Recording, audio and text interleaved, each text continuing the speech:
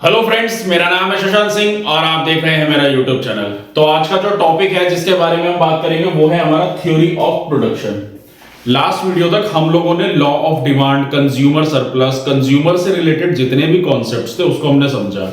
Micro economics में क्या होता है, डिमांड और सप्लाई। डिमांड कौन करता है, कंज्यूमर, और सप्लाई कौन करता है, प्रोडक्शन करने वाला कोई भी बिजनेस फर्म। ठीक है, तो हम लोगों ने कंज्यूमर के कॉन्टेक्स्ट से सारी चीजें अच्छे से पढ़ी, ग्राफ समझे, हर एक कॉन्सेप्ट्स को अच्छे से समझा और उनका यूज किस तरीके से गवर्नमेंट पॉलिसीज में होता है। ठीक है ना। अब यहां से सेकंड पार्ट है ये माइक्रो इकोनॉमिक्स का, जो सबसे ज्यादा इंपॉर्टेंट भी होता है, क्योंकि बेसिकली अगर हम लोग टेक्निकली समझने की कोशिश करें तो इकोनॉमिक्स में क्या है, हम लोग इकोनॉमिक्स में जो प्रोडक्टिविटी हो रही है, जो प्रोडक्शन हो रही है, जिससे हम जीडीपी कैलकुलेट करते हैं, ग्रॉस डोमेस्टिक प्रोडक्शन, ठीक है, तो वो इंपॉर्टेंट है, वो सबसे ज्यादा इंपॉर्टेंट है, जो हम यहां से समझने की कोशिश करेंगे कि इकोनॉमी में जितनी ज्यादा प्रोडक्शन होगी वो कैसे की जाएगी, क्योंकि कम रिसोर्सेज है, मैक्सिमम प्रोडक्शन, तो कम से कम रिसोर्सेज में मैक्सिमम एफिशिएंटली आउटपुट निकालना है। वो सारी चीजों को हम यहाँ पे इस प्रोडक्शन थ्योरी में पढ़ेंगे। ठीक है, तो चलो शुरुआत करते हैं। तो पहली वीडियो है ये प्रोडक्शन थ्योरी की, जिसमें एक इंट्रोडक्शन और साथ ही साथ गवर्नमेंट पॉलिसीज में कैसे यूज किया जाएगा और एक बेसिक चीजों के बारे में मैं इसमें आप लोगों को बताऊंगा। एक बेसिक इंट्रोडक्शन है, फिर अगली वीडियो से इसकी जो टेक्निकल टर्म्स हो गए या कोई दो चार ग्राफ से रिलेटेड चीजें हम सारी अच्छे से समझेंगे। ठीक है ना, तो चलो शुरू करते हैं। तो देखो, पहले इंट्रोडक्शन से ही बात करें। Theory of production in economics, business combine inputs like capital, labor, raw material to produce goods and services। तो अब क्या है बेसिकली भाई, देखो कोई भी बिजनेस फर्म है, कोई भी बिजनेस फर्म है, ठीक है ना। अब देखो, वैसे तो इंडस्ट्रीज की अगर हम बात करें, यहाँ पे इंडस्ट्रीज के कॉन्टेक्स्ट में बात हो रही है, क्योंकि प्रोडक्शन जो है जितनी भी इंडस्ट्रीज करती है, ठीक, लेकिन वो जितनी भी इंडस्ट्रीज है, कुछ प्राइवेट हो सकती है, कुछ गवर्नमेंट हो सकती है, और उन सभी के ऊपर होल्ड किसका है, सरकार का। ठीक है ना।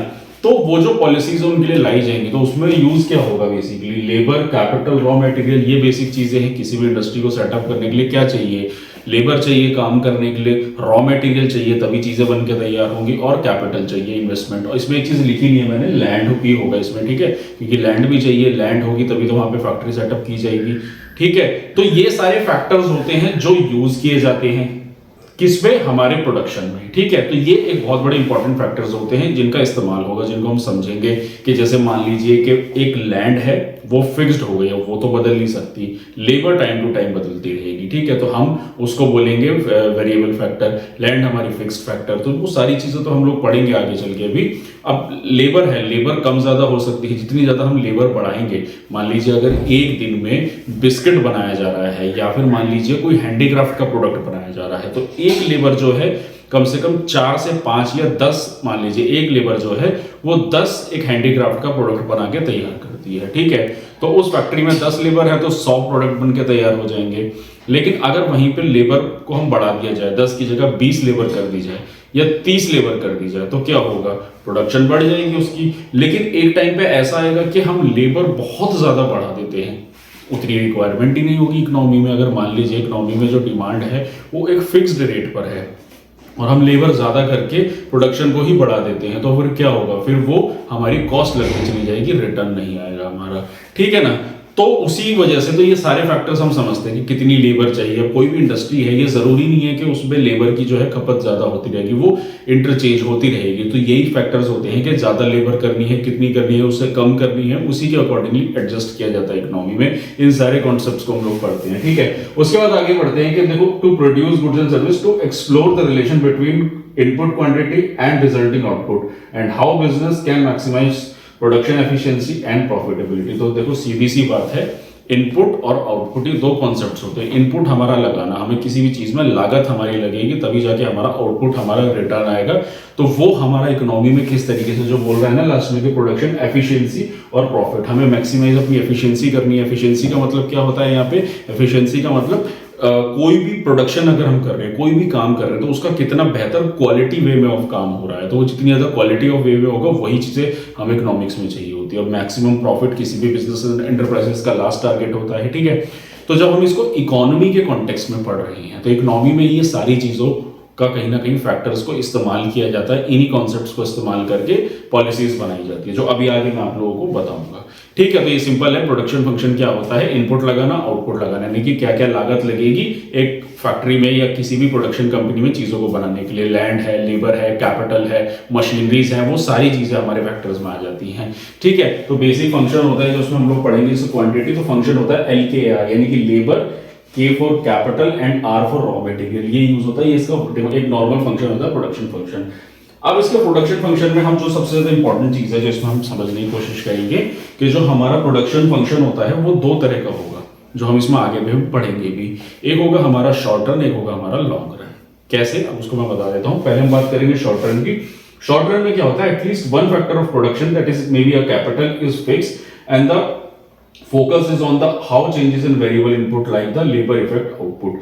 अब जैसे मान लो कि शॉर्ट रन की अगर हम बात करें तो शॉर्ट रन में हम लोग दो फैक्टर्स को ले लेते हैं, कैपिटल और लेबर को ले लेते हैं। अब कैपिटल तो फिक्स रहेगी, वो तो बदल नहीं सकती, यानी कि मशीनरी, लैंड, ये सारी कैपिटल है, ये फिक्स रहेगी हमारी।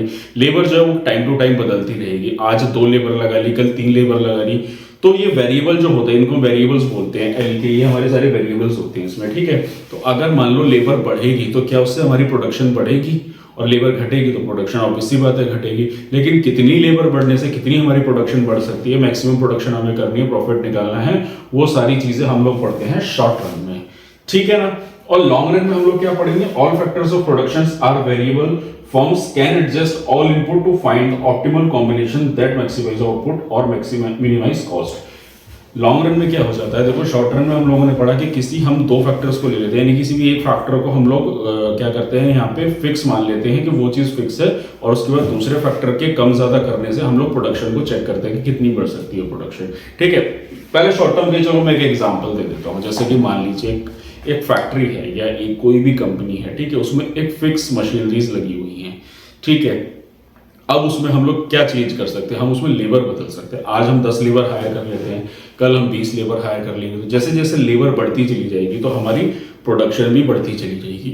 फिर एक टाइम ऐसा आएगा कि हमारी लेबर इतनी ज्यादा हो जाएगी कि वो फैक्ट्री में जगह ही नहीं रहेगी, लोग भीड़ भड़ाका हो जाएगा। तो फिर क्या होगा?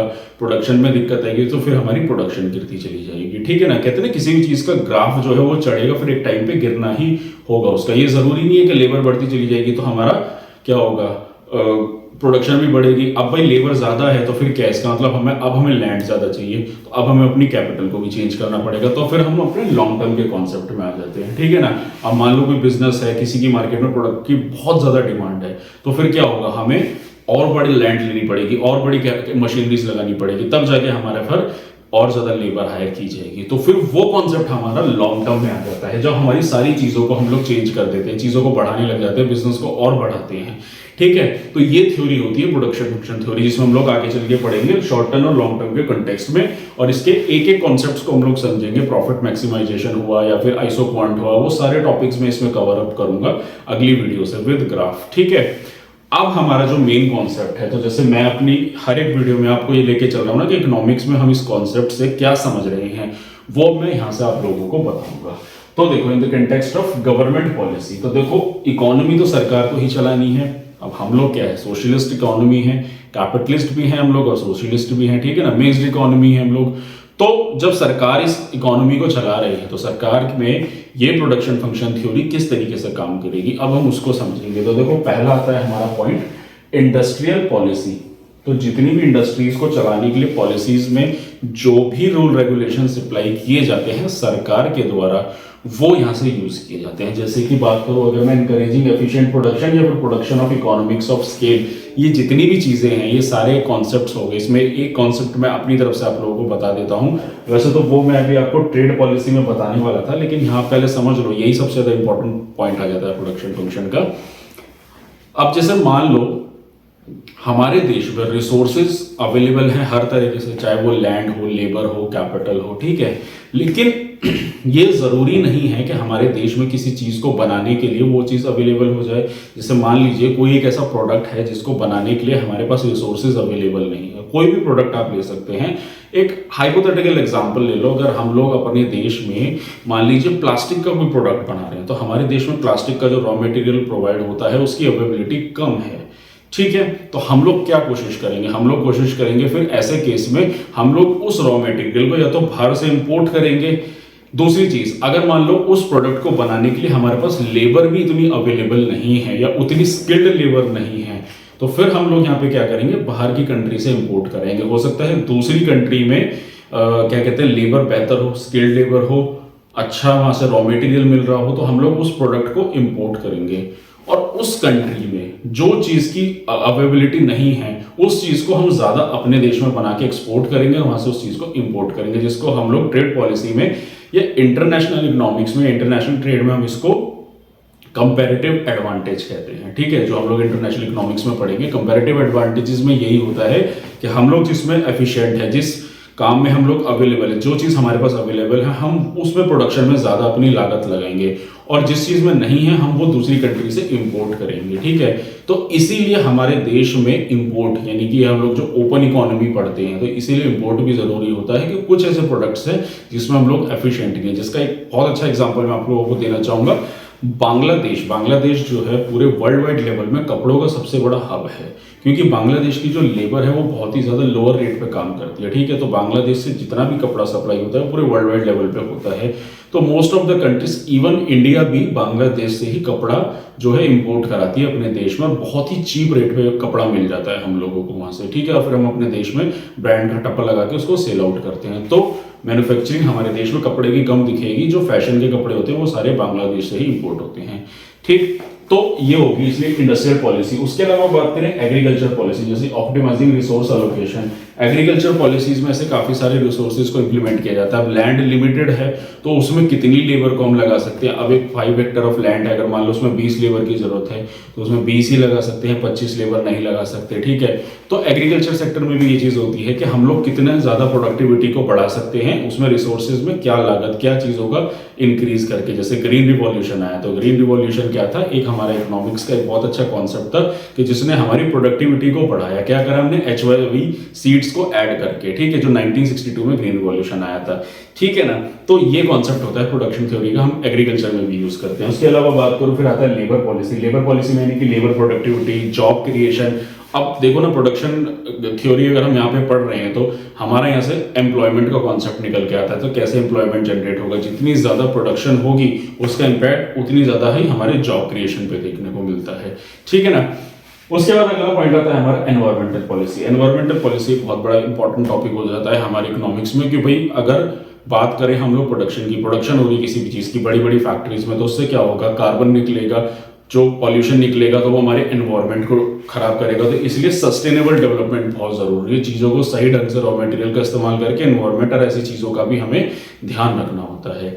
ठीक है ना, उसके बाद हम बात करेंगे इंफ्रास्ट्रक्चर डेवलपमेंट। अब क्या होगा कि सरकार की तरफ से हाईवे, रोड, ये सारी चीजें बनाई जाएंगे ताकि एफिशिएंट वे में इकोनॉमी रन कर सके। टाइम से अगर चीजें प्रोडक्शन बन के टाइम से चीजें शहरों तक पहुंच रही हैं या एक जगह से दूसरी जगह पहुंचानी है, तो उसमें सरकार का एक बहुत बड़ा रोल है कि किस तरीके से इंफ्रास्ट्रक्चर डेवलपमेंट क्रिएट करना बहुत जरूरी है इकोनॉमिक एफिशिएंसी के लिए। ठीक है, और उसके बाद आता है हमारा ट्रेड पॉलिसी। ट्रेड पॉलिसी अभी मैंने आप लोगों को बताया जो कंपैरेटिव एडवांटेज है, वही चीज मैंने कॉन्सेप्ट बताया, वो डोमेस्टिक लेवल पे होगी इंडस्ट्रियल पॉलिसी, और ट्रेड पॉलिसी कंपैरेटिव एडवांटेज यहाँ पे इंटरनेशनल लेवल पे हो जाता है। ठीक है, और फिर आता है हमारा टैक्स पॉलिसी और वेलफेयर। और सिंपल टैक्स और वेलफेयर ऐसी चीजों में तो ऑब्वियस सी बात है, हर जगह आपको इकोनॉमिक्स के कॉन्सेप्ट इस्तेमाल ही होंगे कि टैक्स में कैसे चीजों का इस्तेमाल करके कैसे कैसे चीजों को चेंज किया जाता है, कैसे कॉन्सेप्ट्स लगा के इन तरीके से वेलफेयर में भी काम किया जाता है देश के इकोनॉमिक वेलफेयर डेवलपमेंट के लिए। ठीक है ना, तो ये बेसिक इंट्रोडक्शन था जो मैंने आपको प्रोडक्शन थ्योरी के बारे में बताया, साथ ही साथ बताया कि गवर्नमेंट पॉलिसीज में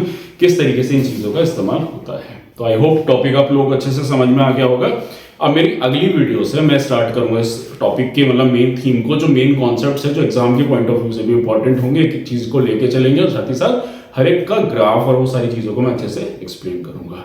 तो अगर आप लोगों को मेरा काम पसंद आ रहा है, अगर आप लोगों को मेरी वीडियो अच्छी लगी है तो मेरे चैनल को सब्सक्राइब कीजिए, मेरी वीडियो को लाइक कीजिए, कमेंट कीजिए और मैक्सिमम लोगों तक इस वीडियो को शेयर कीजिए। तो आज के लिए इतना ही, मिलते हैं नेक्स्ट वीडियो में। Thank you very much.